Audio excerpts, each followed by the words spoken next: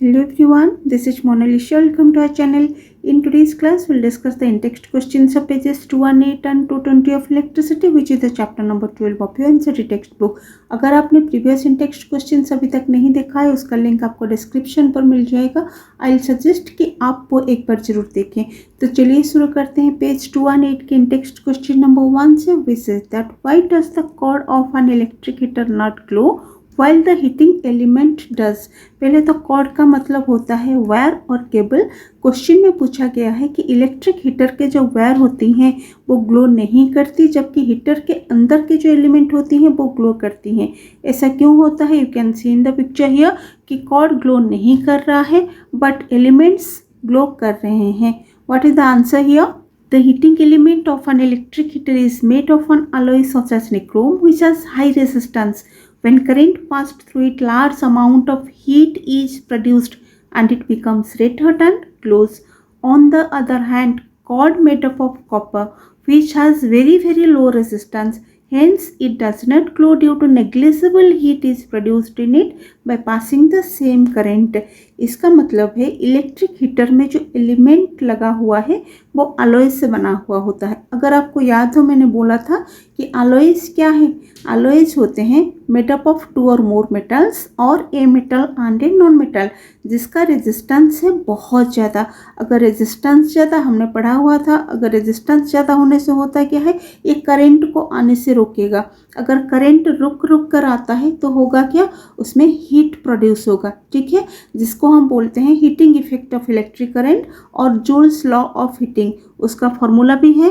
क्या है वो फॉर्मूला? हमने पढ़ा हुआ था H is equal to I square RT. Right, ये है ना उसका फॉर्मूला. ये हम ऑलरेडी कवर कर चुके हैं चैप्टर में, जिसका लिंक आपको डिस्क्रिप्शन में मिल जाएगा आज heating effect of electric current. तो जूल्स लॉ के हिसाब से अगर रेजिस्टेंस ज़्यादा तो ये ज़्यादा हीटिंग इफेक्ट प्रोड्यूस करेगा. क्यों ज़्यादा हीटिंग इफेक्ट प्रोड्यूस करेगा? क्यों सपोज ये करंट जा रहा है एंड ये करंट को जाने नहीं दे रहा है, ये करंट को रोक रहा है. अगर करंट रुकेगा तो हीटिंग इफेक्ट प्रोड्यूस होगा. ठीक है, एंड हीटिंग इफेक्ट क्यों प्रोड्यूस होगा? क्योंकि इलेक्ट्रिक हीटर में जो हीटिंग एलिमेंट लगा हुआ है वो अलॉय से बना हुआ है. कौन सा अलॉय से बना है? निक्रोम से बना हुआ है. Keep it in your mind. And nichrome alloy जो है it is a mixture of nickel, iron and chromium which has high resistance, जिसका रेजिस्टेंस बहुत हाई है. तो when current passed through it, जब करंट इसके थ्रू पास होता है निक्रोम वायर के थ्रू, तो large amount of heat is produced and it becomes red hot and closed. On the other hand, cord made up of copper.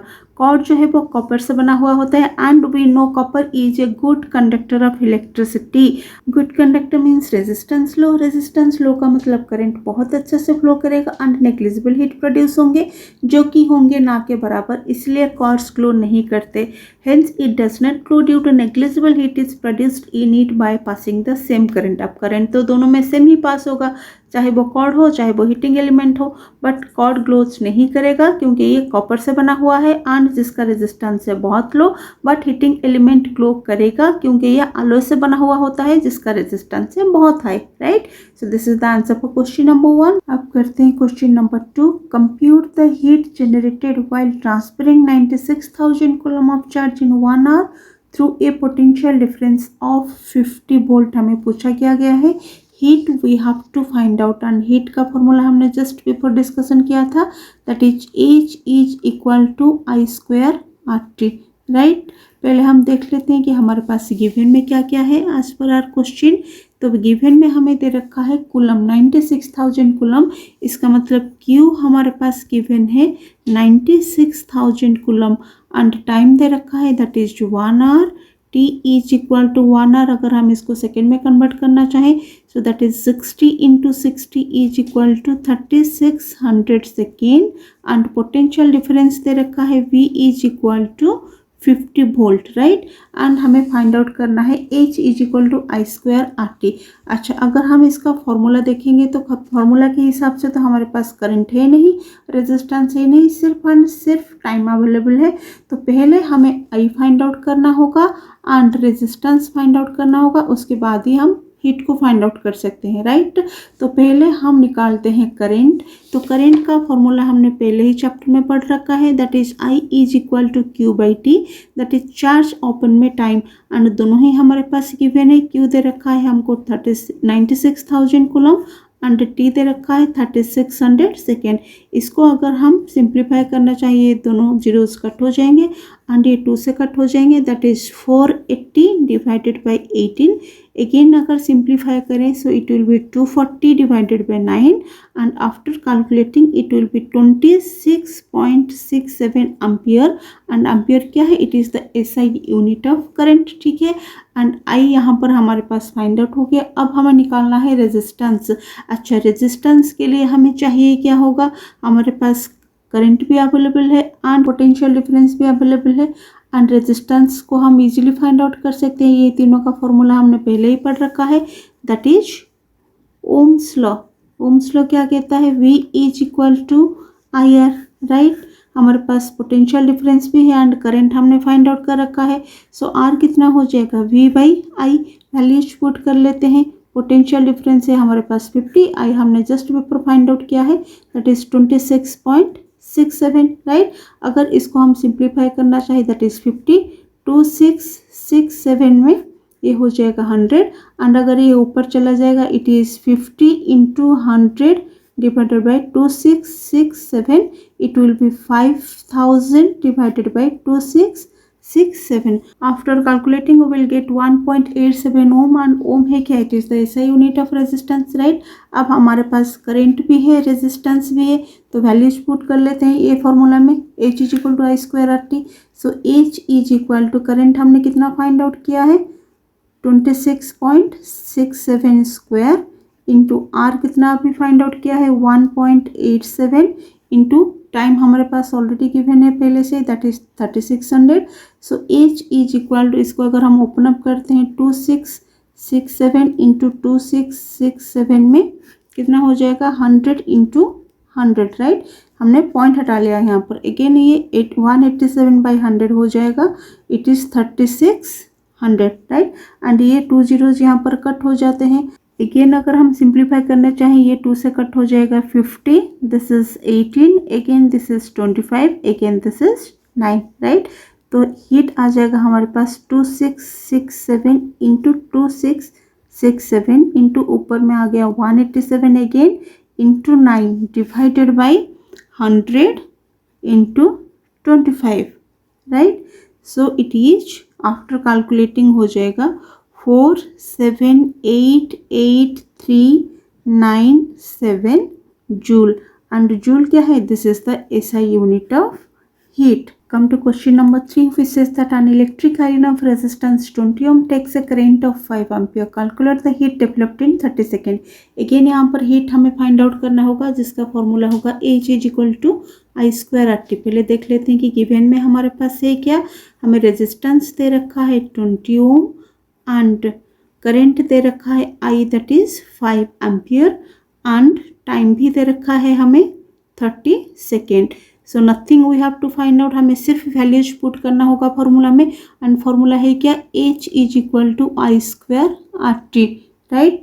I दे रखा है 5 square into R भी दे रखा है 20 ओम एंड टाइम भी सेकेंड में दे रखा है, that is 30 second. So this is 25 into 20 into 30, right. So after calculating it will be 15,000 joule. इसको आप 15 into 10 to the power 3 joule भी लिख सकते हो एंड जूल है क्या? It is the SI unit of heat, right. So this is the question number 3। अब करते हैं पेज 220 के text questions. Question number 1 says that what determines the rate at which energy is delivered by a current। अच्छा, rate जहाँ पर लगा होता है उसका मतलब हो जाता है टाइम। ये हम पहले से ही पढ़ रखे हैं, राइट। तो यहाँ इसका मतलब क्वेश्चन का क्या है? हाउ फास्ट और स्लो एनर्जी डिलीवर हो रहा है बाय करंट एंड एनर्जी एक दे रखा है एंड यहाँ पर टाइम भी दे रखा है एंड एनर्जी एंड टाइम का रिलेशन है क्या? That is energy divided by time taken and energy and time का मतलब क्या हो जाता है? That is power, right. ये भी हमने चैप्टर में पढ़ रखा है। तो कौन डिटरमाइन करता है एनर्जी को फास्ट और स्लो डिलीवर करने के लिए by current? That is nothing but the power, and here power will be the answer, and this is the answer for question number 1. Come to the next question. An electric motor takes 5 ampere from 220 volt line. Determine the power of the motor and the energy consumed in 2 hour. पहले हम देख लेते हैं कि given में क्या क्या है. So गिवन में हमारे पास दे रखा है current that is 5 ampere, potential difference और वोल्टेज दे रखा है 220 वोल्ट, एंड टाइम दे रखा है हमारे पास 2 आवर.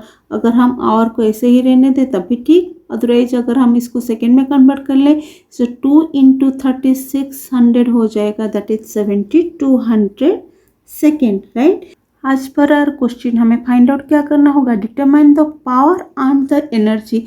पहले हम फाइंड आउट कर लेते हैं पावर, एंड पावर के कई सारे पॉसिबल फार्मूलाज है, हमने पढ़ा हुआ था. क्या क्या फार्मूलाज हमने पढ़ा था? P = V × I एक पढ़ा हुआ था, P = I² R भी एक पढ़ा हुआ था, P = V² भी एक पढ़ा हुआ था. तो इन तीनों में से यहाँ पर सुइटेबल फार्मूला कौन सा हो जाएगा? हमारे पास देख लेते हैं अवेलेबल क्या है. पोटेंशियल डिफरेंस भी दे रखा है एज वेल एज करंट भी दे रखा है. So this formula will be suitable for this. So P = V × I values put कर लेते हैं, that is 220 × 5 that is 1100, and power का ऐसा यूनिट होगा क्या? वाट. बच्चों हमारे पास पावर के 2 यूनिट होते हैं, एक तो ऐसा यूनिट हो जाएगा, एक कमर्शियल यूनिट हो जाएगा, ठीक है. अगर आपको कमर्शियल यूनिट रखना है तो टाइम को जैसे आज आवर में है वैसे ही आवर में ही रखना होगा. अगर ऐसा यूनिट पूछा गया है तो इसको हम सेकंड में कन्वर्ट कर लेंगे, ठीक है. अब हम निकालते हैं एनर्जी, एंड एनर्जी का फॉर्मूला है क्या? जस्ट बिफोर हमने अभी डिस्कशन किया है. एनर्जी हमें पूछा गया है तो एनर्जी के लिए हमने पढ़ा हुआ है. फॉर्मूला क्या होगा? P = energy divided by time हमने पढ़ा हुआ था. तो यहाँ पर अगर हम क्रॉस मल्टीप्लिकेशन कर दे, एनर्जी क्या हो जाएगा? Energy is equal to power into time, right.